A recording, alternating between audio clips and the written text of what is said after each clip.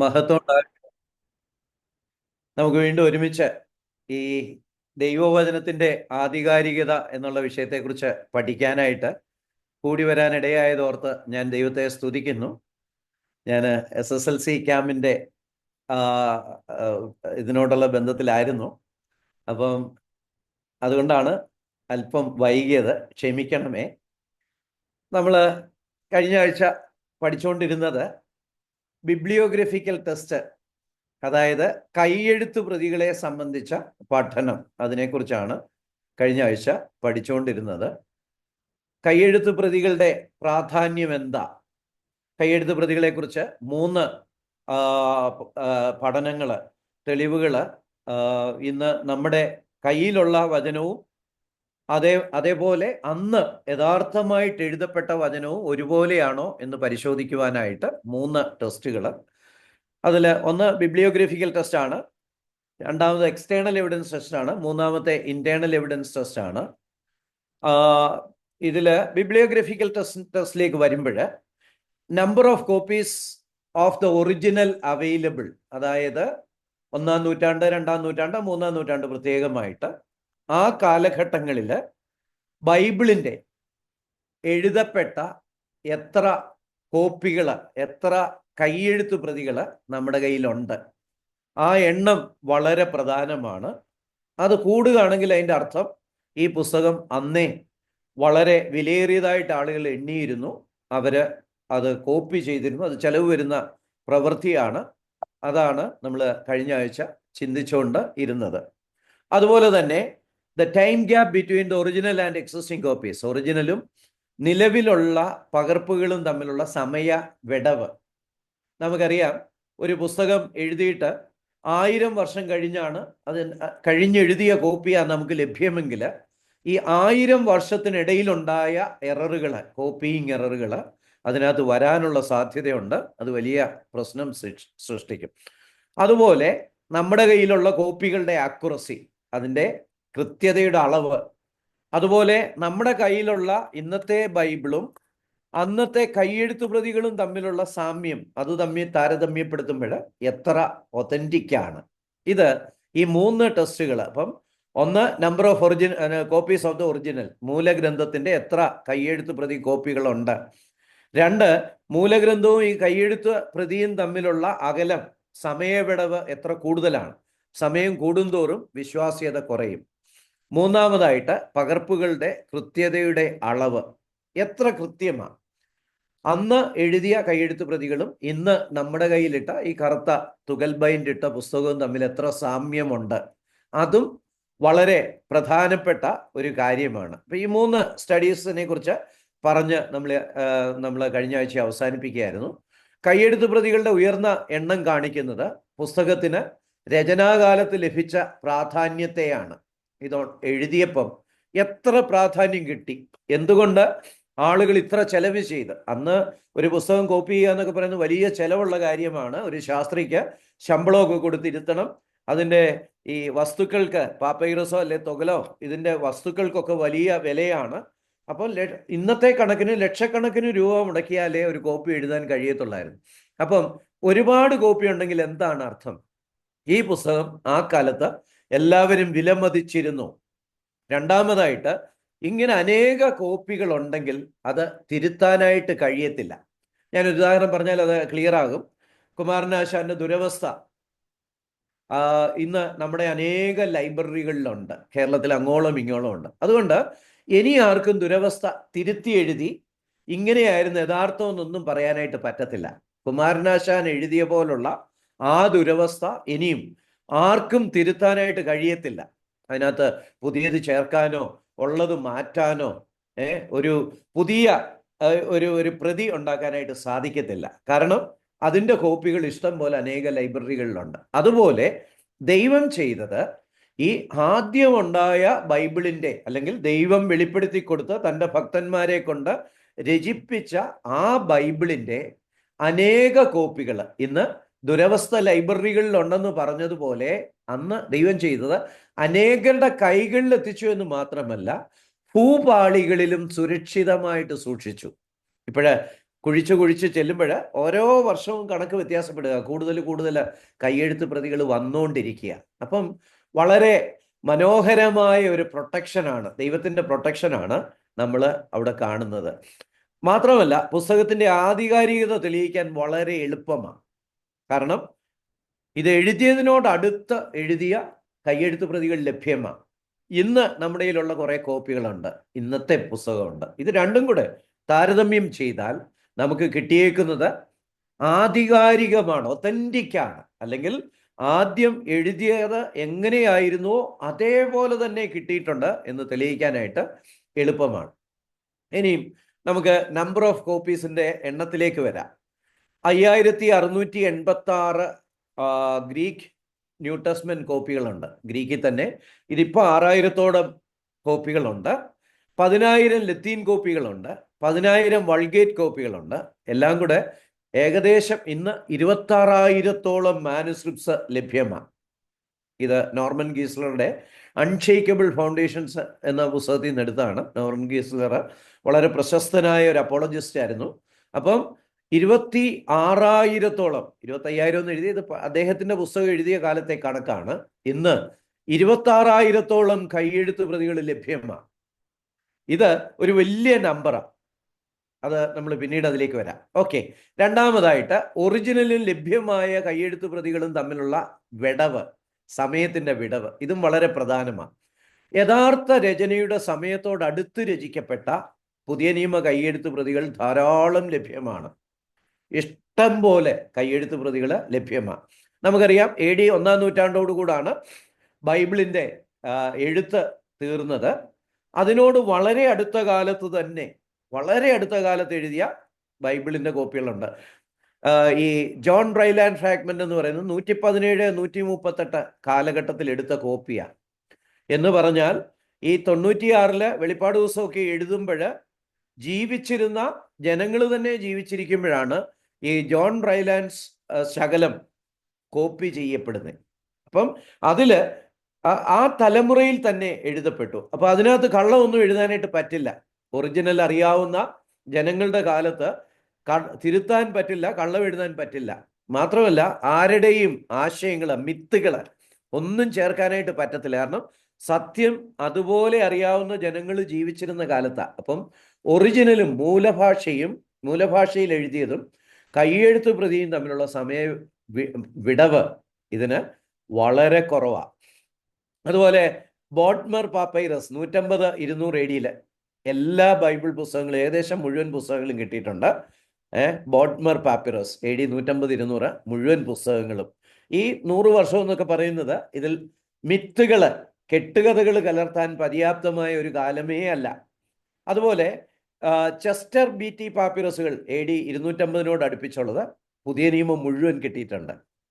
അപ്പം സാധാരണ ചില സഭാവിഭാഗങ്ങൾ പറയും ഇത് സഭാ കൗൺസിലുകൾ അംഗീകരിച്ചപ്പോഴാണ് മുഴു ബൈബിളായെന്ന് പറയും. അങ്ങനെയല്ല. വാസ്തവത്തിൽ 1-ാം നൂറ്റാണ്ടിലും 2-ാം നൂറ്റാണ്ടിലും ഒക്കെ നിലനിന്നിരുന്ന സഭകൾ തന്നെ ഇതിനെ അംഗീകരിച്ച് അതെല്ലാം പ്രസിദ്ധീകരിച്ചിരുന്നു, അനേകരുടെ കൈകളിലെത്തിയിരുന്നു, അനേകർ കോപ്പികൾ എടുത്തിരുന്നു. അപ്പം 2-3-ാം നൂറ്റാണ്ടിൻ്റെ പകുതി ആയപ്പം തന്നെ ഏകദേശം എല്ലാ പുസ്തകങ്ങളും കാനോനികമായിട്ടുള്ളത് എല്ലാം തിരിച്ചറിയുകയും അവയുടെ കോപ്പി ലഭ്യമാകുകയും ചെയ്തിരുന്നു. അതുപോലെ കോഡെക്സ് വത്തിക്കാനസ് 325-350 മുഴുവൻ ബൈബിളും ഉണ്ട്. അത് 325-350 കാലങ്ങളിൽ എഴുതിയ എന്ന് പറഞ്ഞാൽ പുതിയ നിയമം രചിക്കപ്പെട്ട അതേ കാലത്ത് എഴുതിയ കോപ്പികൾ ധാരാളം ലഭ്യമാണ്. ഈ ഒരു ടേബിൾ കണ്ടാൽ അതറിയാം. 1-ാമത്തെ കോളത്തിൽ ഓതർ, 2-ാമത്തെ കോളത്തിൽ ബുക്ക്, 3-ാമത്തെ കോളത്തിൽ എന്ന് എഴുതി, 4-ാമത്തെ കോളത്തിൽ ഏറ്റവും ആദ്യം എഴുതിയപ്പെട്ട കൈയെഴുത്ത് പ്രതിയുടെ കോപ്പി ഏത്, പിന്നെ ഗ്യാപ്പ്, ഒറിജിനലും കൈയെഴുത്ത് പ്രതിയുമായിട്ടുള്ള ഗ്യാപ്പ് എത്ര കോപ്പികൾ കിട്ടിയിട്ടുണ്ട്. ഈ കാര്യങ്ങൾ ഇതെല്ലാം പ്രസക്തമായ കാര്യമാണ്. അതായത് ഒറിജിനലും മൂലഭാഷയിൽ എഴുതിയ ഒറിജിനലും കൈയെഴുത്ത് പ്രതിയുമായിട്ട് എത്ര അകലമുണ്ട്, അത് വളരെ പ്രധാനമാണ്. മാത്രമല്ല എത്ര കോപ്പികൾ കിട്ടിയിട്ടുണ്ട്, അതും പ്രധാനമാണ്. അപ്പോൾ ആദ്യത്തെ 2 പോയിന്റും ചേർത്തുള്ള ഒരു കമ്പൈൻഡ് ടേബിളാണിത്. ഇതിനകത്തൊക്കെ ഹോമർ എഴുതിയ ഇലിയഡ് എന്ന് പറഞ്ഞാൽ വളരെ പ്രശസ്തമായ ഒരു എപ്പിക്കാണ്. അതൊരു ലോക സാഹിത്യം മുഴുവൻ അംഗീകരിക്കുന്ന ഒരു പുസ്തകമാണ്. എഴുതിയത് 800 BC ആണ്. ആദ്യത്തെ കോപ്പി എഴുതിയത്, മാനുസ്ക്രിപ്റ്റ് എഴുതിയത് ഏകദേശം 400 വർഷത്തിന് ശേഷം, BC 400-ാം ആണ്ടിലാണ്, BC 400-ലാണ്.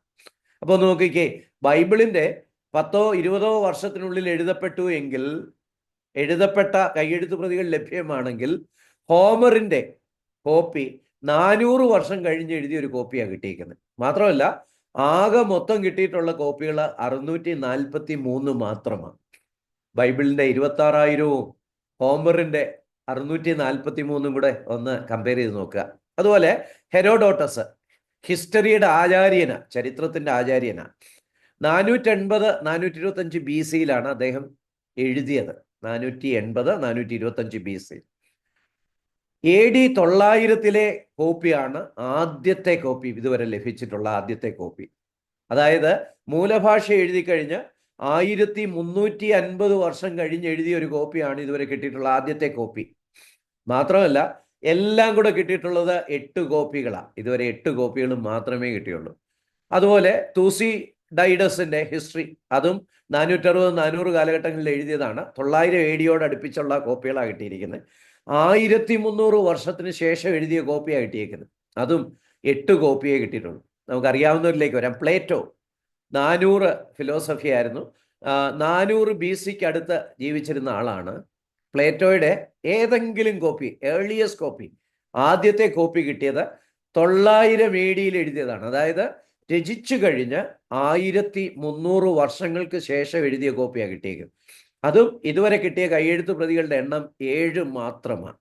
അതുപോലെ ഗാലിക് വാഴ്സ് എന്നുള്ള ബുക്ക് ജൂലിയസ് സീസർ എഴുതിയതാണ്. BC 144 കാലഘട്ടത്തിലാണ് 900 AD കോപ്പിയാണ് കിട്ടിയിരിക്കുന്നത്. എന്ന് പറഞ്ഞാൽ 1000 വർഷങ്ങൾക്ക് ശേഷം എഴുതിയ 10 കോപ്പികളാണ് ആകെ കിട്ടിയിട്ടുള്ളത്. അതുപോലെ ടാസിറ്റസിൻ്റെ ഏനൽസ്, വളരെ പ്രധാനപ്പെട്ട അറിയുന്ന ഹിസ്റ്റോറിക്കൽ ഗ്രന്ഥങ്ങളാണ്. 100 AD എഴുതിയതാണ്. 1100 AD എഴുതിയ കോപ്പികളാണ് കിട്ടിയിരിക്കുന്നത് 1000 വർഷത്തിന് ശേഷം. അതും ആകെ 20 കോപ്പികളാണ് കിട്ടിയിരിക്കുന്നത്. പ്ലിനി നാച്ചുറൽ ഹിസ്റ്ററി എന്നുള്ള ബുക്ക് എഴുതിയത് 61-113 AD. പക്ഷെ 850 AD 750 വർഷം കഴിഞ്ഞ് എഴുതിയ ഗ്രന്ഥം, കയ്യെഴുത്ത് പ്രതികളാണ് കിട്ടിയിരിക്കുന്നത്. അത് തന്നെ ആകെ 7 എണ്ണമേ കിട്ടിയിട്ടുള്ളൂ. എന്തുവാ ഇതൊക്കെ കാണിക്കുന്നത്? ഇതൊക്കെ കാണിക്കുന്നത് ഈ മറ്റ് ഗ്രന്ഥങ്ങൾക്കൊന്നും യാതൊരു വിധത്തിലുള്ള കയ്യെഴുത്ത് പ്രതി തെളിവുകളുമില്ല. ഇപ്പം പ്ലേറ്റോ ആണെങ്കിൽ എഴുതി കഴിഞ്ഞ് 1300 വർഷം കഴിഞ്ഞ് എഴുതിയതാ കിട്ടിയേക്കുന്നത്. അത് തന്നെ 8 കോപ്പിയേ ഉള്ളൂ. ന്യൂ ടെസ്റ്റ്മെന്റ് ആണെങ്കിൽ 10-20 വർഷത്തിന് ശേഷം എഴുതിയത്, അതിൻ്റെ 26,000 കോപ്പികളോളം കിട്ടിയിരിക്കുന്നു. അതുപോലെ ഓരോ ബുക്കും എടുത്ത് നോക്കിയാൽ, ടാസിറ്റസ് ആയാലും പ്ലിനി ആയാലും ന്യൂ ടെസ്റ്റ്മെന്റ് ആയാലും, അതുപോലെ ഇന്ത്യയിലെ എപ്പിക്കുകളുണ്ടല്ലോ, രാമായണം, ഭാഗവതം, ഇങ്ങനെയുള്ള കാര്യങ്ങൾ, ഇതിൻ്റെയൊക്കെ തന്നെ കോപ്പികൾ കിട്ടിയിട്ടുള്ളത് അനേക നൂറ്റാണ്ടുകൾ കഴിഞ്ഞ് എഴുതിയ കോപ്പികളാണ്. മാത്രമല്ല, വളരെ അപൂർവം കോപ്പികളെ കിട്ടിയിട്ടുള്ളൂ. എന്താ ഈ ഒരുപാട് കാലം കഴിഞ്ഞ് എഴുതിയ കോപ്പിയാണെങ്കിലുള്ള പ്രശ്നം? ഒരുപാട് കാലം കഴിഞ്ഞ് എഴുതിയ കോപ്പിയാണെങ്കിൽ ഇതിനിടയ്ക്ക് പലരും പല കഥകളും ഒക്കെ അതിനകത്ത് ചേർത്ത് മനുഷ്യരെ ദൈവമാക്കും, ദൈവത്തെ അതിദൈവവുമാക്കും. അങ്ങനെ കഥകളൊക്കെ കലർത്താനുള്ള സാധ്യതകളുണ്ട്. പക്ഷേ ബൈബിള് ഉടൻ തന്നെ ഒറിജിനൽ എഴുതിയ കാലത്തോടടുപ്പിച്ച് തന്നെ എഴുതിയ കോപ്പികളുണ്ട്, ധാരാളം കോപ്പികളുമുണ്ട്. അപ്പം ബൈബിളിനെ സംബന്ധിച്ച് അത് അതുല്യമായിട്ടുള്ള, അന്ന് എഴുതിയത് അതുപോലെ കോപ്പി ചെയ്തത് ലഭിച്ചിട്ടുണ്ട് എന്നുള്ളത് ബൈബിളിൻ്റെ ആധികാരികത. ഒറിജിനലും നമ്മുടെ കയ്യിലുള്ള കോപ്പികളും ഒന്നാണെന്നുള്ളതിനെ വളരെ വ്യക്തമായിട്ട് തെളിയിച്ചു തരുന്നു. അതുപോലെ തന്നെ കിട്ടിയ കോപ്പികളുടെ എണ്ണം, ഞാൻ പറഞ്ഞതുപോലെ ഇത്ര ചെലവിട്ട് 1000 കോപ്പികൾ കയ്യെഴുത്ത് പ്രതികൾ എഴുതണമെങ്കിൽ അന്നുള്ള ജനം ഇതിനെ വലിയ വില കൽപ്പിച്ചിരുന്നു. എന്താ അതിൻ്റെ കാരണം? ഇതാരെഴുതിയതാണ്, എങ്ങനെ എഴുതിയതാണ്, ദൈവം ഇടപെട്ട് എഴുതിച്ചതാണ് എന്ന് അന്ന് ഉള്ള ആൾക്കാർക്ക് മനസ്സിലായിരുന്നു. അതുകൊണ്ടാണ് അവർ ഇത്രയധികം കോപ്പികൾ എഴുതുകയും ഈ ഗ്രന്ഥത്തെ സ്നേഹിക്കുകയൊക്കെ ചെയ്തത്. നമുക്കറിയാം, ഈ ഇങ്ങനെയൊരു ഗ്രന്ഥം കിട്ടുമ്പോൾ നമ്മളൊക്കെ തന്നെ നമ്മുടെ വീടുകളിലൊക്കെ 6, 7, 10, 15 ബൈബിളുകളൊക്കെ കാണും. എന്താ, നമ്മൾ ഈ ഗ്രന്ഥത്തിന് ഒരുപാട് വിലമതിക്കുന്നു. അത് എഴുത്തും പ്രിന്റിങ്ങും ഒന്നും ഇല്ലാത്ത ആ കാലഘട്ടത്തിൽ വിദ്വാൻമാരെ കൊണ്ട് ആയിരക്കണക്കിന് കോപ്പികൾ എഴുതി സൂക്ഷിക്കണമെങ്കിൽ അന്നത്തെ ആളുകൾക്ക് ഇത് എഴുതിയത് ദൈവികമായിട്ടാണ് എഴുതിയതെന്നുള്ള ബോധ്യമുണ്ടായിരുന്നു. ഇതൊരു ദൈവിക ഗ്രന്ഥമായിരുന്നു എന്നുള്ള ബോധ്യമുണ്ടായിരുന്നു. നമുക്കറിയാം, പൗലോസ് അപ്പോസ്തലൻ യൂത്തിക്കോസിനെ ഉയർത്തെഴുന്നേൽപ്പിച്ച് അവർക്ക് അറിയാമായിരുന്നു. പത്രോസ് അപ്പോസ്തലന് തബീതയെ ഉയർത്തെഴുന്നേൽപ്പിച്ച് അവർക്ക് അറിയാമായിരുന്നു. അതുപോലെ യോഹന്നാനും പത്രോസും ഇവരൊക്കെ ചെയ്ത അനേക അത്ഭുത പ്രവർത്തികളെ കുറിച്ച് അറിയാമായിരുന്നു. മാത്രമല്ല, ആദ്യ നൂറ്റാണ്ടിൽ അന്യഭാഷയിലൂടെയും പ്രവചനങ്ങളിലൂടെയൊക്കെ ദൈവവചനം വെളിപ്പെടുത്തിയതിന് ഇവർ സാക്ഷികളായിരുന്നു. അതുകൊണ്ടാണ് ആ തലമുറയിലുള്ള ആളുകൾ തന്നെ ആവേശത്തോടെ ബൈബിളിൻ്റെ കോപ്പികൾ എടുക്കുന്നത്. അതിൻ്റെ ആധികാരികതയെക്കുറിച്ച് അവർക്ക് നല്ല ഉറപ്പുണ്ടായിരുന്നു. ഇത് ജോഷ് മക്ഡവലിൻ്റെ new evidence that demands verdict page 38 നിന്നെടുത്ത കണക്കാണ്. ബൈബിളിനെ പോലെ ആധികാരികതയുള്ള ഒരു ഗ്രന്ഥം ഇല്ല. ഇത് ബുദ്ധൻ്റെ ഗ്രന്ഥത്തെക്കുറിച്ച് രേഖപ്പെടുത്തിയിരിക്കുന്നതാണ്. അന്നത്തെ രാജാവ് എഴുതി കഴിഞ്ഞ് 300 വർഷം കഴിഞ്ഞ് പാരിയിലേക്ക് തീരവാദൻ ബുദ്ധിസത്തിൻ്റെ കേന്ദ്ര പുസ്തകമായ തിവാദിക എഴുതാനായിട്ട് കൽപ്പിച്ചു. അപ്പം ആദ്യത്തെ 300 വർഷത്തെ ഒരു കോപ്പിയുമില്ല. അതിനുശേഷം 300 വർഷം കഴിഞ്ഞാണ് എഴുതാൻ പറയുന്നത്. അപ്പം രേഖപ്പെടുത്തിയത് തന്നെ ബുദ്ധന് ഇതൊക്കെ പറഞ്ഞു കഴിഞ്ഞ് 300 വർഷം കഴിഞ്ഞാണ്. ഇനി അതിൻ്റെ കൈയെഴുത്ത് പ്രതികളോ അനേക നൂറ്റാണ്ടുകൾ കഴിഞ്ഞുള്ള കൈയെഴുത്ത് പ്രതികളാണ് ലഭിച്ചിരിക്കുന്നത്. അപ്പം ബുദ്ധിസ്റ്റ് ടെക്സ്റ്റുകൾക്കും ഇതേപോലുള്ള പ്രശ്നങ്ങളുണ്ട്. അപ്പം ലോകത്തിൽ മറ്റു ഗ്രന്ഥങ്ങൾക്കൊക്കെ വാസ്തവത്തിൽ ആധികാരികത തെളിയിക്കാൻ പ്രയാസമാണെങ്കിൽ ബൈബിളിനെ സംബന്ധിച്ച് നമുക്ക് 100% ഇതിൻ്റെ ഒറിജിനൽ എഴുതിയ കാലത്തോട് അടുപ്പിച്ചെഴുതിയ കൈയെഴുത്ത് പ്രതികളും ധാരാളം കൈയെഴുത്ത് പ്രതികളും ഉള്ളതുകൊണ്ട് ബൈബിള് ആധികാരികമാണെന്ന് വിശ്വസിക്കാം. ഞാൻ നേരത്തെ പറഞ്ഞ പോലെ കുമാരനാശാന്റെ ദുരവസ്ഥ അനേക ലൈബ്രറികളിൽ ഇരിക്കുമ്പോൾ ഇനി ഒരാൾക്ക് ഒരു പുതിയ വേർഷൻ, അതിനകത്ത് വല്ലതൊക്കെ ചേർത്ത് ഒരു പുതുക്കിയ വേർഷൻ ഇറക്കാൻ പറ്റത്തില്ല എന്ന് പറഞ്ഞതുപോലെ ദൈവം ഈ ഗ്രന്ഥത്തെ കല്ലിൽ നിക്ഷേപിച്ചത് കൊണ്ട് ഇനിയും ലോകത്താർക്കും ഈ ഗ്രന്ഥം പുതുക്കാനോ ചേഞ്ച് ചെയ്യാനോ പറ്റില്ല. 1-ാം നൂറ്റാണ്ട് കഴിഞ്ഞ് ബൈബിളിൽ ഒരു റിവിഷനും വരുത്താനായിട്ട് കഴിയുമായിരുന്നില്ല. ഈ തരുണത്തിൽ നമ്മൾ ഇസ്ലാമിക ടീച്ചിങ് കുറച്ചൊന്ന് പഠിച്ചിരിക്കുന്നത് നല്ലതാണ്. അവർ പലപ്പോഴും ബൈബിളിൻ്റെ ആധികാരികതയെ അറ്റാക്ക് ചെയ്യാൻ ശ്രമിക്കും. അവർ പറയും ബൈബിള് തിരുത്തുകയാണെന്നൊക്കെ പറയും. പക്ഷേ ഖുറാനിൽ അങ്ങനെയുള്ള സൂചനകളൊന്നും നമ്മൾ കാണുന്നില്ല. ഖുറാനിൽ മുസ്ലിങ്ങളോട് പറയുന്നത് നിങ്ങൾക്ക് സംശയമുണ്ടെങ്കിൽ ക്രിസ്ത്യാനികളോട് ചോദിക്കണമെന്നാണ്. അതിൻ്റെ അർത്ഥം അന്ന് ക്രിസ്ത്യാനികളുടെ പുസ്തകം ഉണ്ടെന്ന് തന്നെയാണ്. എന്നാലും AD 1200 തൊട്ട് ചില മുസ്ലിം പണ്ഡിതന്മാർ ബൈബിൾ തിരുത്തി എന്ന് പറയുന്നുണ്ട്. പക്ഷേ ഇതുപോലെ കൈയെഴുത്ത് പ്രതികൾ സൂക്ഷിച്ച് മൺപാളികളിലും കല്ലുകളിലും ഒക്കെ വെച്ചിരിക്കുന്നത് കാരണം 1-ാം നൂറ്റാണ്ടിന് ശേഷം ഒരു വിധത്തിലും ബൈബിൾ തിരുത്താൻ കഴിയുമായിരുന്നില്ല. ഇത് ഒതൻറ്റിസിറ്റി, അതിൻ്റെ ആധികാരികത, ഒറിജിനലും ഇന്നുള്ളതും ഒരുപോലെയാണെന്ന് സൂക്ഷിക്കുന്ന ജോലി ദൈവം തന്നെ ഏറ്റെടുത്തതാണ്. അപ്പം ഇതാണ് മറ്റ് ഗ്രന്ഥങ്ങളുമായിട്ട് താരതമ്യപ്പെടുന്നു. അപ്പം നമ്മൾ വീണ്ടും മറ്റേ ഇതിലേക്ക് വരികയാണ്. അതിൻ്റെ ചാർട്ട് എങ്ങനെ വേദപുസ്തകത്തിൻ്റെ ആധികാരികത തെളിയിക്കാം. 1, മാനുസ്ക്രിപ്റ്റ് എവിഡൻസ്. 2, എല്ലാവരും മനസ്സിലൊന്ന് പറഞ്ഞാൽ, കുറച്ച് പറഞ്ഞാലും കുഴപ്പമില്ല, ആർക്കിയോളജിക്കൽ എവിഡൻസ്. 3, പ്രോഫസി. 4, സ്റ്റാറ്റിസ്റ്റിക്സ്. ഇങ്ങനെ 4 തരം തെളിവുകളാണ് ബൈബിൾ ആധികാരികമാണെന്ന് തെളിയിക്കാനായിട്ട് നമ്മൾ പറഞ്ഞു. അതിൽ നമ്മൾ മാനുസ്ക്രിപ്റ്റ് എവിഡൻസിനെ കുറിച്ചാണ് ഇപ്പം പറഞ്ഞുകൊണ്ടിരുന്നത്. അതിന് 3 എവിഡൻസുകളുണ്ട്. Bibliographical evidence, external evidence, internal evidence. അതിൽ ബിബ്ലിയോഗ്രഫിക്കൽ എവിഡൻസ് നമ്മൾ നോക്കിക്കൊണ്ടിരുന്നത്. Number of copies, time gap between original and copies. 3ാമത്തെ ഡിഗ്രി ഓഫ് ആക്യുറസി. അപ്പം മാനുസ്ക്രിപ്റ്റുകൾ എടുത്തിട്ട് അതിൽ 3 പഠനങ്ങൾ നടത്തണം. 1, ബിബ്ലിയോഗ്രഫിക്കൽ അല്ലെ ഗ്രന്ഥസൂചിക. ഇതുവരെ കിട്ടിയ മാനുസ്ക്രിപ്റ്റുകളെല്ലാം അതിനൊരു നമ്പറും ഒക്കെ കൊടുത്ത് അതിൻ്റെ കാലമൊക്കെ എഴുതി ഒരു കോഡ് നമ്പറും ഒക്കെ കൊടുത്ത് ലിസ്റ്റ് ഔട്ട് ചെയ്യുക. 1, 2, 3, 4, 5. അതാണ് ഒരു ബിബ്ലിയോഗ്രഫി, മാനുസ്ക്രിപ്റ്റ്സിൻ്റെ ബിബ്ലിയോഗ്രഫി. എന്നിട്ട് ആ ബിബ്ലിയോഗ്രഫി എടുത്തു വെച്ചിട്ട് ആകെ എത്ര കോപ്പികൾ കിട്ടി, അതാണ് നമ്മളിപ്പം പറഞ്ഞ 26,000 കോപ്പികൾ കിട്ടി. ആദ്യത്തെ കോപ്പിയും ആദ്യത്തെ മാനുസ്ക്രിപ്റ്റും ഒറിജിനൽ ബൈബിളുമായിട്ടുള്ള സമയവിടവ് എത്ര, അത് നമ്മളിപ്പം കണ്ടുകൊണ്ടിരിക്കുകയായിരുന്നു. ആദ്യത്തെ കോപ്പി, ആദ്യത്തെ കിട്ടിയിരിക്കുന്ന ശകലം 117 AD ആ കാലഘട്ടത്തിലൊക്കെ എഴുതിയതാണ്. അപ്പം ബൈബിള് പൂർത്തീകരിച്ച് 10, 20, 30 വർഷത്തിനുള്ളിൽ എഴുതിയതാണ്. മൂന്നാമത്തേത് ഡിഗ്രി ഓഫ് ആക്യുറസി, അല്ലെങ്കിൽ കൃത്യതയുടെ നിലവാരം. എത്ര കൃത്യമാണ്? മാനുസ്ക്രിപ്റ്റ്സ് ഉണ്ട്, ഇന്നത്തെ കോപ്പിയുണ്ട്. ഈ മാനുസ്ക്രിപ്റ്റ്സ് തമ്മിൽ എത്ര ചേർച്ചയുണ്ട്? മാനുസ്ക്രിപ്റ്റും ഇന്നത്തെ കോപ്പിയും തമ്മിലുള്ള എത്ര ചേർച്ചയുണ്ട്? ഇതിന് രണ്ടിനും വളരെ പ്രാധാന്യമുള്ള കാര്യമാണ് കൃത്യതയുടെ നിലവാരം. 26,000 മാനുസ്ക്രിപ്റ്റ്സ് കിട്ടിയത് എല്ലാം പരസ്പരം ഏകദേശം ഒന്ന് തന്നെയാണ്. 25,000 കയ്യെഴുത്ത് പ്രതികളും ഒരേപോലെയാണ്. പുതിയ നിയമത്തിൻ്റെ 97 തൊട്ട് 98% വരെ കയ്യെഴുത്ത് പ്രതികളെ പോലെ തന്നെയാണ് ഇന്നത്തെ ബൈബിളിലുള്ളത്. അതായത് പഴയ കയ്യെഴുത്ത് പ്രതികൾ താരതമ്യപ്പെടുത്തിയാൽ അത് ഭയങ്കര ചർച്ചയാണ്. അതും ഇന്നത്തെ ബൈബിളുമായിട്ട് താരതമ്യപ്പെടുത്തിയാലും ഭയങ്കര ചർച്ചയാണ്. ആരെങ്കിലും തിരുത്തിയിരുന്നെങ്കിൽ ഇങ്ങനെ ചേർച്ച പറ്റത്തില്ല. കാരണം നമുക്കറിയാമല്ലോ, കള്ളം എഴുതുമ്പോൾ ഒരുപാട് കള്ളം എഴുതാം. ഇപ്പം 2ഉം 2ഉം എത്ര എന്ന് ചോദിച്ചാൽ ശരി ഉത്തരം ഒന്നേ ഉള്ളൂ, 4. തെറ്റുത്തരം ഇഷ്ടം പോലുണ്ട്, 5ഉം 10ഉം 100ഉം 1000ഉം 10,000 ലക്ഷം എല്ലാം തെറ്റാ എന്ന് പറഞ്ഞ പോലെ തിരുത്തുന്നവൻ തിരുത്തി എഴുതിയിരുന്നെങ്കിൽ അനേക വേർഷൻസ് വന്നേനെ. അതേസമയത്ത് ശരി എഴുതുക എന്നെങ്കിൽ ഒരു വേർഷനേ വരത്തുള്ളൂ.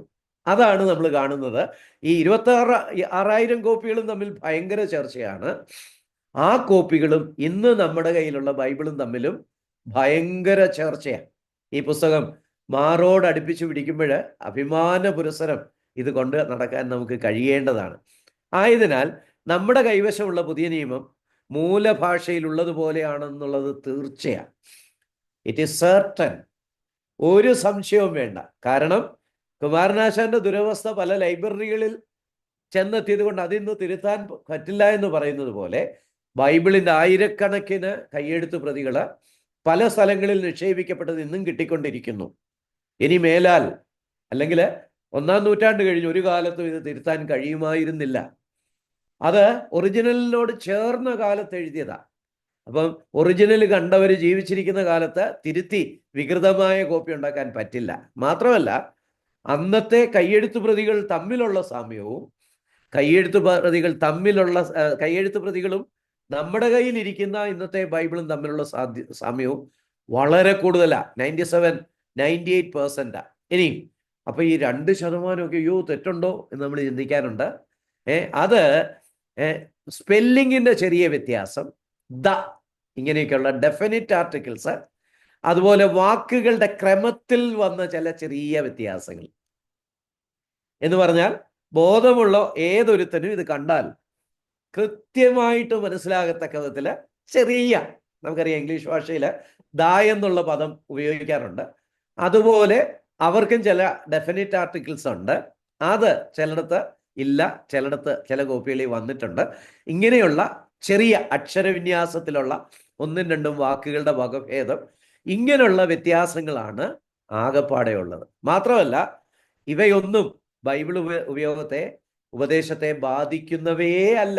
ഇത് ഒരു വിധത്തിലും ബൈബിളിൻ്റെ ഉപദേശത്തെ ബാധിക്കുന്നില്ല. ബൈബിളിൻ്റെ അടിസ്ഥാന ഉപദേശങ്ങളെല്ലാം കൃത്യമായിട്ട് സ്ഥാപിക്കാനായിട്ട് ഈ ഉള്ള കോപ്പികളിൽ വെച്ച് നമുക്ക് സാധിക്കും. ഇനിയും A.T. റോബർട്ട്സൺ വളരെ അറിയപ്പെടുന്ന ഒരു ഗ്രീക്ക് സ്കോളറായിരുന്നു. അദ്ദേഹം പറയുന്നത് ബൈബിളിനെ വിമർശിക്കുന്നവർ മുഴുവൻ ബൈബിളിൻ്റെ 1/1000 ഭാഗം മാത്രമാണ് വിമർശിക്കുന്നതെന്ന് പറയുന്നു A.T. റോബർട്ട്സൺ. എന്ന് പറഞ്ഞാൽ ഇങ്ങനെയൊക്കെയുള്ള ചില അക്ഷരങ്ങളുടെ വ്യത്യാസം. ഇപ്പം നമ്മൾ മലയാളത്തിൽ ദായും ധായും തമ്മിലൊക്കെ കൺഫ്യൂസ് ചെയ്യാറുണ്ട്. അപ്പം അങ്ങനെയൊക്കെയുള്ള ചെറിയ വ്യത്യാസങ്ങൾ. പക്ഷേ ഈ വ്യത്യാസങ്ങൾ തന്നെ വളരെ അപൂർവമായിട്ട് വന്നിട്ടുള്ളതാണ്. ഇതൊന്നും കാര്യമാത്ര പ്രസക്തമല്ല, ബൈബിളിൻ്റെ ഡോക്ട്രിനെയും ബാധിക്കുന്നതല്ല. മാത്രമല്ല, എല്ലാ പുസ്തകങ്ങളുടെയും കയ്യെഴുത്ത് പ്രതികളിൽ ഇങ്ങനെയുള്ള ചെറിയ സ്ഖലനങ്ങൾ ഉണ്ടാകാറുണ്ട്. അത് കാര്യമായ ഒരു പ്രശ്നമേ അല്ല. ഒരു ചരിത്രകാരനെ സംബന്ധിച്ച് അതൊരു വിഷയമേ അല്ല. അപ്പം ഇന്ന് നമുക്ക് കിട്ടിയിരിക്കുന്ന ബൈബിള് ഏറ്റവും ശുദ്ധ രീതിയിലുള്ള ഒറിജിനൽ ബൈബിള് ദൈവം വളരെ ശ്രമമെടുത്ത് നമ്മുടെ കരങ്ങളിൽ എത്തിച്ചിരിക്കുക. ഇത് വേറൊരു ഇതാണ്. ക്രമത്തിലെ മാറ്റങ്ങൾ, സർവ്വനാമക്കും മുമ്പുള്ള ഭേദങ്ങളുടെ ചേർക്കൽ അല്ലെങ്കിൽ ഒഴിവാക്കൽ തുടങ്ങിയ ചെറിയ ചേഞ്ചസേ ബൈബിളിൽ വന്നിട്ടുള്ളൂ. ഇതെല്ലാം കൂടെ ചേർത്താലും 1000 താഴെ വരികയുള്ളൂ എന്നാണ് വേറൊരു പണ്ഡിതൻ പറയുന്നത്. ഇനിയും അടുത്തതിലേക്ക് പോകുമ്പോൾ റോബർട്ട്സൺ തന്നെ പറയുന്നത് ഭാഗങ്ങളുടെ വിമർശനാത്മക വിലയിരുത്തലിന്റെ യഥാർത്ഥ ശ്രദ്ധ മുഴുവൻ ബൈബിളിന്റെ 1000 ഭാഗത്തെ പറ്റിയാണ്. ബൈബിളിന്റെ 1999 ഭാഗത്തെക്കുറിച്ച് ഒരു ഡിസ്പ്യൂട്ടും ആരും ഉന്നയിക്കുന്നില്ല. റോബർട്ട്സന്റെ introduction to New Testament Greek എന്നുള്ള പുസ്തകം, textual criticism of the New Testament എന്നുള്ള പുസ്തകത്തിൽ നിന്ന് എടുത്തിട്ടുള്ളതാണ്. അപ്പം ഈ ചെറിയ പോലെയൊക്കെയുള്ള വ്യത്യാസങ്ങൾ തന്നെ വളരെ ചെറിയ ചേഞ്ചസ് ആണ്. ചെറിയ പൊരുത്തക്കേടുകൾ ബൈബിളിനെ എങ്ങനെ ബാധിക്കും? പുരാതന ഗ്രന്ഥങ്ങളിൽ ഏറ്റവും പൊരുത്തക്കേടുകൾ കുറവുള്ള പുസ്തകമാണ് ബൈബിൾ. പൊരുത്തക്കേടുകൾ നിസ്സാരമാണ്. ഒറിജിനലെ സന്ദേശം മനസ്സിലാക്കുന്നതിൽ നിന്ന് തടയുന്നതേയില്ല, ഒരു പ്രശ്നം ഉണ്ടാക്കുന്നില്ല. പിന്നെ ബൈബിൾ വിവരണത്തിന്റെ ആവർത്തന ശൈലി പരസ്പര സ്ഥിരീകരണത്തെ സഹായിക്കുന്നു. അതെന്താ ഈ ആവർത്തന ശൈലി? നമുക്കറിയാം, ഗോസ്പൽസ് തന്നെ 4 ഒരെണ്ണത്തിൽ ഒരു അക്ഷരത്തെറ്റ് വന്നാലും അതേ ഇൻസിഡന്റിനെ കുറിച്ച് വേറൊരിടത്ത് പറഞ്ഞേക്കുന്നിടത്ത് അക്ഷരത്തെറ്റ് വരത്തില്ല. അതുപോലെ തന്നെ ഒരേ കാര്യങ്ങൾ സംഖ്യയിലും ആവർത്തനത്തിലും കാണുന്നു, അല്ലെങ്കിൽ പുറപ്പാടിലും സംഖ്യയിലും കാണുന്നു, പുറപ്പാടിലും ആവർത്തനത്തിലും കാണുന്നു, ലേവിയയിലും ആവർത്തനത്തിലും കാണുന്നു. ഈ ആവർത്തനത്തിന്റെ രീതി, അല്ലെങ്കിൽ രാജാക്കന്മാരിലും ദിനവൃത്താന്തത്തിലും കാണുന്നു, ശമൂവേലിലും രാജാക്കന്മാരിലും കാണുന്നു. ഈ ആവർത്തന രീതി ബൈബിളിൽ അഥവാ എങ്ങനെയെങ്കിലും ഒരു അക്ഷരം മാറി വരികയൊക്കെ ചെയ്താലും അത് കൃത്യമായിട്ട് കണ്ടുപിടിക്കാനുള്ള ഒരു സംവിധാനമാണ് ദൈവം ഒരുക്കിയിരിക്കുന്നത്. സംഭവങ്ങളുടെ സഹകരണപരമായ ആവിഷ്കാരം അതിലെ വിവരങ്ങളുടെ വിശ്വാസ്യതയെ ശക്തമാക്കും. ഇതിനെ രൂപകൽപ്പന ചെയ്യപ്പെടാത്ത പരസ്പര പൊരുത്തം എന്ന് വിളിക്കുന്നു. അതായത് അൺഡിസൈൻഡ് കോയിൻസിഡൻസ് എന്നാണ് ഇതിനെ പറയുന്നത്. 1500 വർഷങ്ങളിൽ 3 കോണ്ടിനെന്റുകളിൽ താമസിച്ചിരുന്ന വിവിധ വിദ്യാഭ്യാസമുള്ള, വിവിധ സാമൂഹ്യ പശ്ചാത്തലമുള്ള, ഈവൻ വിവിധ മതവിശ്വാസികളായിരുന്നവർ എഴുതിയതാണ് ഇതിലുള്ള ഗ്രന്ഥങ്ങൾ. പക്ഷേ ഇവ തമ്മിലുള്ള പരസ്പര പൊരുത്തം അത് അൺഡിസൈൻഡ് ആണ്. അതില് സാമ്യം ഭയങ്കരമാണ്. ആവർത്തനവും പുറപ്പാടും ഒക്കെ എടുത്തു നോക്കിയാൽ ഭയങ്കര പൊരുത്തമാണ്. ഇനി പലരെഴുതിയ ഗ്രന്ഥങ്ങൾ എടുത്തു നോക്കിയാൽ ഈ പൊരുത്തം കാണാം. ഈ രാജാക്കന്മാരിലുള്ള ചില കാര്യങ്ങൾ നെഹമ്യാവിലൊക്കെ വരും, അല്ലെങ്കിൽ ദിനവൃത്താന്തത്തിലുള്ളത് വരും. അപ്പം പല ഓതേഴ്സ് എഴുതിയതാ, എന്നാലും ഭയങ്കര പൊരുത്തമാണ്. ഇതിനെ അൺഡിസൈൻഡ് കോയിൻസിഡൻസ് എന്നാ പറയുന്നത്. എന്ന് പറഞ്ഞാൽ ഈ ലേഖകന്മാരെല്ലാവരും കൂടെ കൂടിയിരുന്ന് നമുക്ക് ഇവിടെ ഇന്ന ആൾ ഇന്നതിനെ കുറിച്ച് എഴുതണം, മറ്റേ ആള് വേറൊന്നിനെ കുറിച്ച് എഴുതണം എന്ന് ഡിസൈൻ ഉണ്ടാക്കിയില്ല. നമുക്കെല്ലാവർക്കും കൂടെ ബൈബിള് എഴുതാം, അല്ലെ ബൈബിള് കോപ്പി ചെയ്യാം. അപ്പം ഓരോരുത്തരും എന്തൊക്കെ എഴുതണം? ലൂക്കോസ് എന്നോ എഴുതണം, മർക്കോസ് എന്നോ എഴുതണം, മത്തായി എന്നോ എഴുതണം, അല്ലെങ്കിൽ ആരെങ്കിലും ഒരു പോപ്പ്, ഓരോരുത്തർക്കും ഓരോ ഡയറക്ഷൻ. നിങ്ങൾ ഇന്ന ഇതൊക്കെ എഴുതിയാൽ മതി, നിങ്ങൾ ഇന്നത് എഴുതിയാൽ, ഇതൊന്നുമില്ല, അൺഡിസൈൻഡാ. പക്ഷെ ഭയങ്കര കോയിൻസിഡൻസ് പോലെ തോന്നും, സാമ്യമാണെന്ന് തോന്നും.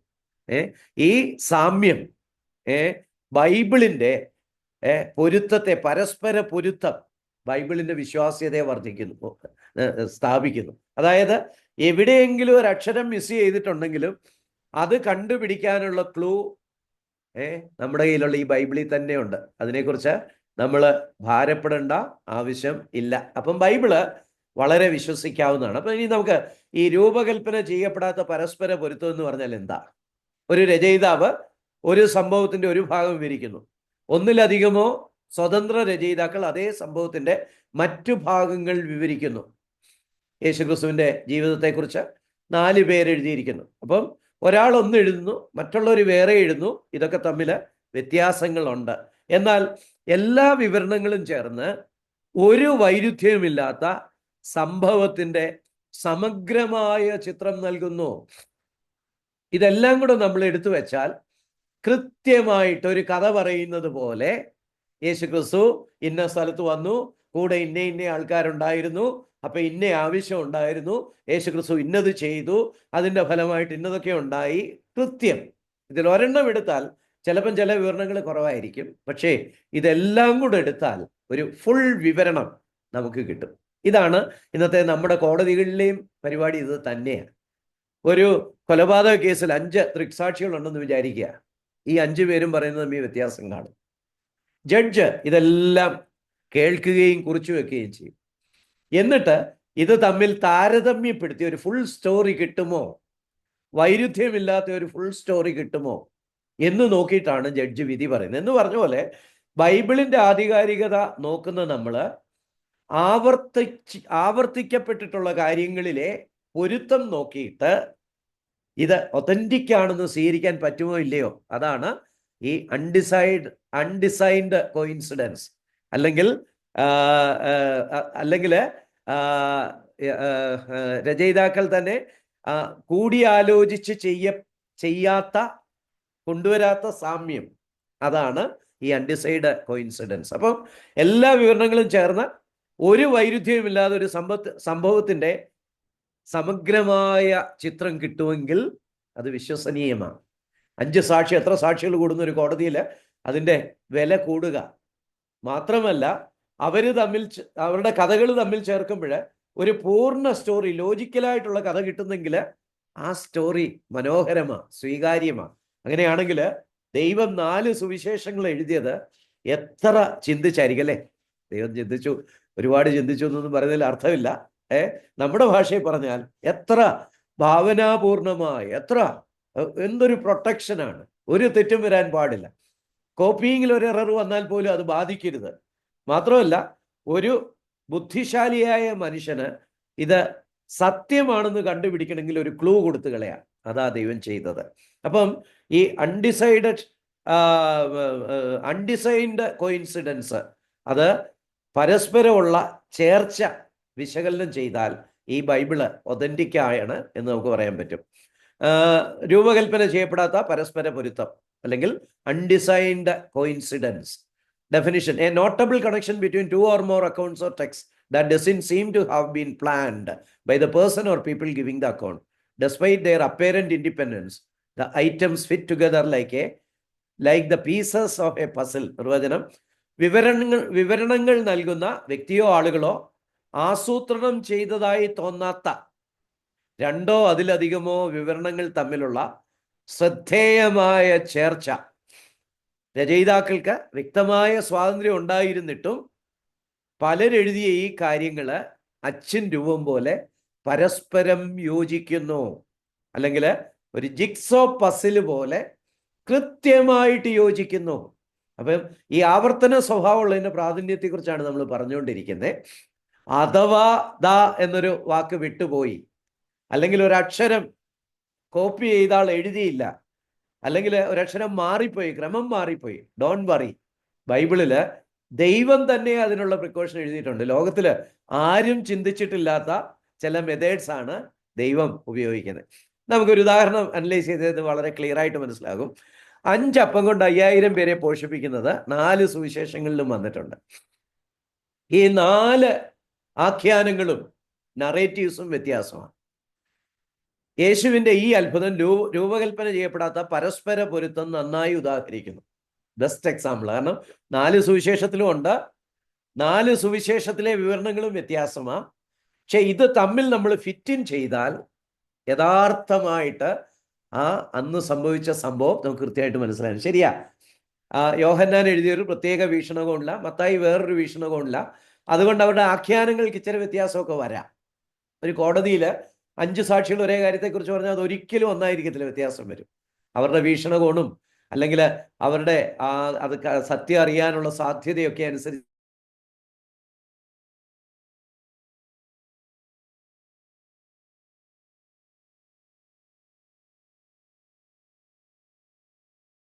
വ്യത്യാസം വരും. പക്ഷേ ഈ 5 പ്രതിയുടെ കാര്യം 5 അപ്പം കൊണ്ട് 5000 പേരെ പോഷിപ്പിച്ച് നമുക്ക് പഠിക്കാനായിട്ട് സാധിക്കും. ഇതൊരു ജിക്സോ പസിൽ പോലെ തന്നെയാണ്. നമ്മൾ കുഞ്ഞുങ്ങളുടെ ജിക്സോ പസിൽ കാണാറുണ്ടല്ലോ, കുറേ പീസുകൾ, അത് പരസ്പരം ചേർച്ചയുണ്ട്, പക്ഷെ ഒരു പ്രത്യേക രീതിയിൽ അത് അറേഞ്ച് ചെയ്താലേ അത് ചേർന്ന് വരത്തുള്ളൂ. ഇതാണ് ജിക്സോ പസിൽ എന്ന് പറഞ്ഞതുപോലെ ബൈബിളിലെ ഈ 5 അപ്പം കൊണ്ട് 5000 പേരെ പോഷിപ്പിച്ച എല്ലാ ഇതും വായിച്ചു കഴിയുമ്പോൾ നമുക്ക് കൃത്യമായിട്ടൊരു ജിക്സോ പസിൽ, ചരിത്രപരമായിട്ടുള്ള ഒരു നറേറ്റീവ് കിട്ടും. ദൈവം വളരെ അത്ഭുതകരമായിട്ട് ചേർത്ത് വെച്ചിരിക്കുക. ഇതിനകത്ത് ആരെങ്കിലും തിരുത്തൽ വരുത്തിയാൽ ചേരത്തില്ല. ഓക്കെ, നമുക്ക് ഇതിലേക്ക് വരാം. മത്തായി 11:21 യേശുക്രിസ്തു പറയുക, തൻ്റെ അത്ഭുതങ്ങളോട് പ്രതികരിക്കാത്തതിന് ബേത്സയിദയെ ശപിക്കുന്നത് കാണുന്നുണ്ട്. ബേത്സയിദയെ ശപിക്കുക 11:21. പക്ഷെ എന്തിനാ ശപിക്കുന്നതെന്ന് നമുക്കറിയത്തില്ല. അതിനു മുമ്പേ, മത്തായി 11 മുമ്പേ ബേത്സയിദയിൽ ഒരു അത്ഭുതവും നടന്നതായിട്ട് രേഖപ്പെടുത്തിയിട്ടില്ല. എന്നാൽ മത്തായി ബേത്സയിദയിൽ 11-ാം അധ്യായത്തിന് മുമ്പ് ഒരു അത്ഭുതവും രേഖപ്പെടുത്തിയിട്ടില്ല. അത് കണ്ടെത്താൻ മറ്റു സുവിശേഷങ്ങളിൽ അന്വേഷിക്കണം. ഓക്കെ, യോഹന്നാൻ 6:5 ഭക്ഷണം എവിടെ നിന്ന് ക്രമീകരിക്കാമെന്ന് യേശു ഫിലിപ്പോസിനോട് ചോദിക്കുന്നു. യോഹന്നാൻ 6:5 ഇതേ കാര്യം പറയുന്ന സ്ഥലമാണ്. അവിടെ ഫിലിപ്പോസിനോട് അപ്പം എവിടെ കിട്ടുമെന്ന് ചോദിക്കുന്നത്, എവിടെ നിന്ന് അപ്പം കിട്ടുമെന്ന് ചോദിക്കുന്നത്. അപ്പം വാസ്തവത്തില് ഫിലിപ്പോസിനോട് എന്നാ ചോദിക്കുന്നത്? സാധാരണ പത്രോസിനോടോ യോഹന്നാനോടോ ഒക്കെ അല്ലേ ചോദിക്കണ്ടേ? പക്ഷെ ഫിലിപ്പോസിനോടാ. അതെന്തായിരിക്കും കാരണം? ഫിലിപ്പോസ് അവിടുത്തെ ലോക്കലാണ്. യോഹന്നാൻ 1:4 12:21 നമ്മൾ വായിക്കുന്നുണ്ട്. ഫിലിപ്പോസ് ബേത്സയിദയിൽ നിന്നാണ്. അപ്പം അതേ നാട്ടുകാരനോട് ഭക്ഷണം ക്രമീകരിക്കാൻ പറഞ്ഞാൽ എളുപ്പമാണ്.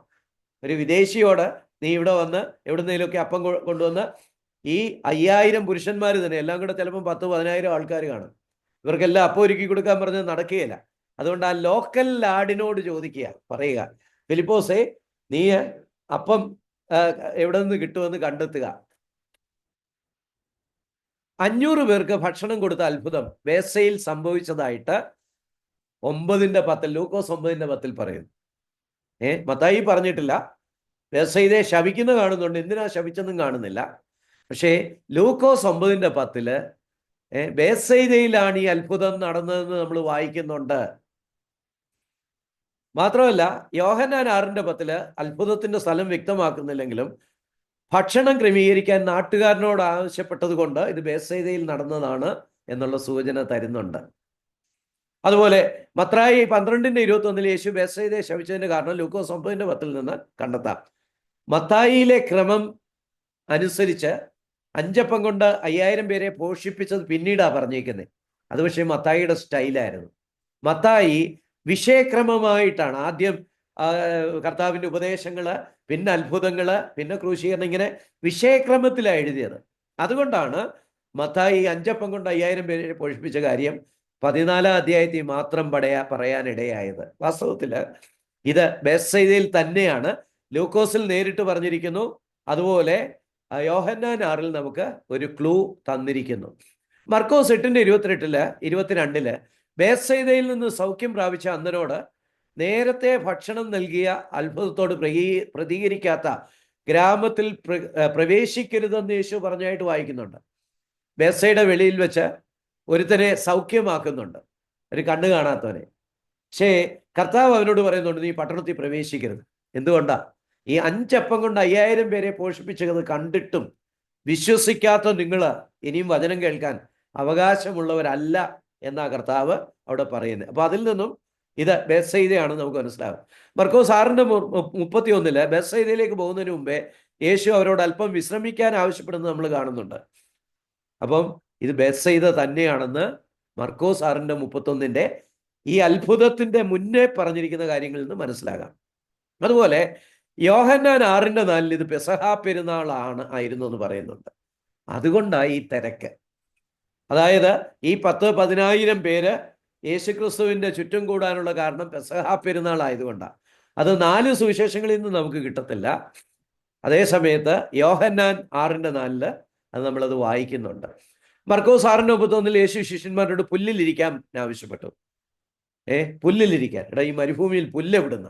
പക്ഷേ യോഹന്നാൻ 6:10 ബേത്സയിദയിൽ ധാരാളം പുല്ലുണ്ടായിരുന്നു എന്ന് പറയുന്നു. കാരണം അത് പെസഹയുടെ സമയമായിരുന്നു.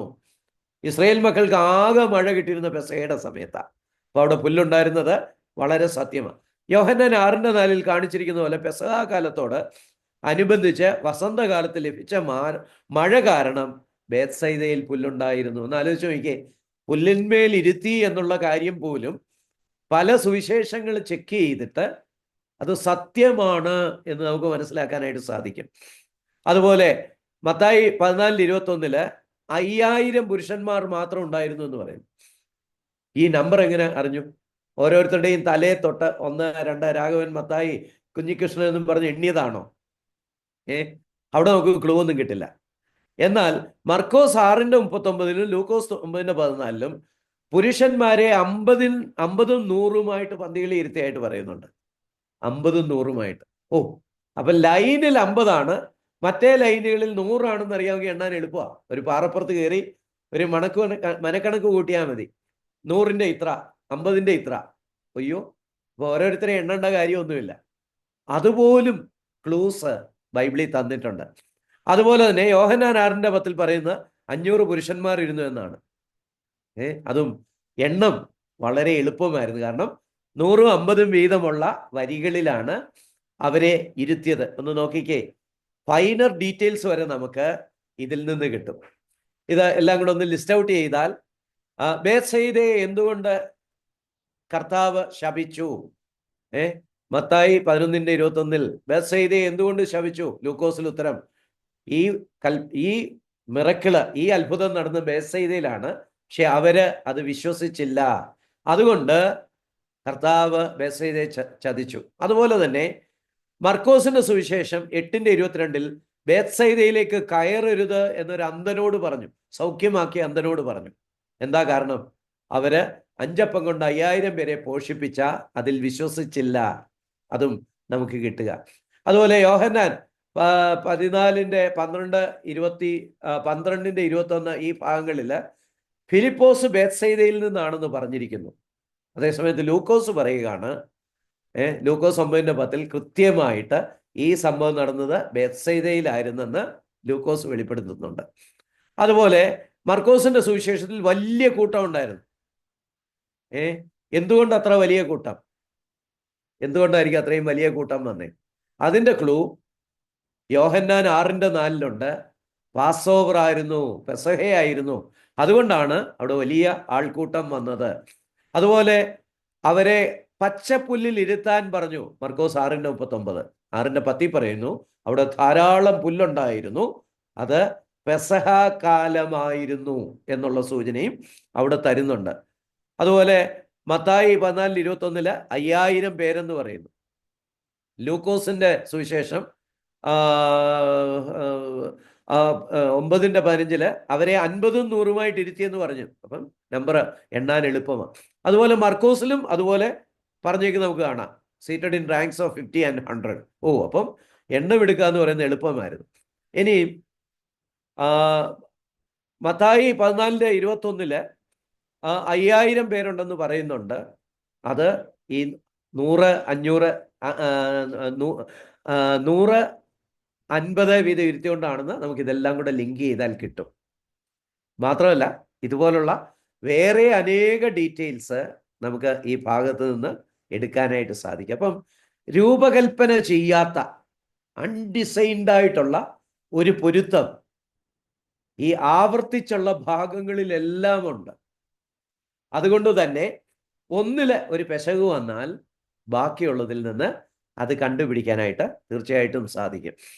വൈരുദ്ധ്യങ്ങളും പൊരുത്തക്കേടുകളും കൂടാതെ 4 വിദ്യാഭ്യാസം ഇല്ലാത്ത സുവിശേഷകർത്താക്കൾ കാര്യങ്ങൾ കെട്ടിച്ചമയ്ക്കുക എന്ന് പറയുന്ന അസാധ്യമാണ്. അവർ ദൃക്സാക്ഷികളാണെങ്കിൽ, അല്ലെങ്കിൽ ദൃക്സാക്ഷികളിൽ നിന്ന് മുഴുവൻ വിവരങ്ങളും അവർക്കുണ്ടെങ്കിൽ മാത്രമേ ഇത് പറ്റത്തുള്ളൂ. അവർക്കറിയാവുന്ന കാര്യങ്ങളായിരുന്നു, കൃത്യമാണ്. മാത്രമല്ല ഈ മനോഹരമായ ബൈബിളിന്റെ സമന്വയം ബൈബിളിന്റെ ദൈവത്തെ വെളിപ്പെടുത്തുന്നു. ഇത് എഴുതിയതിന്റെ പിന്നിൽ ഒരു ദൈവമുണ്ട്. This book is divine. ഈ കറുത്ത തോൽബൈൻഡ് ഇട്ട പുസ്തകം, പേജുകളൊക്കെ തേഞ്ഞു കാണും അല്ലെ, ഉപയോഗിച്ച്.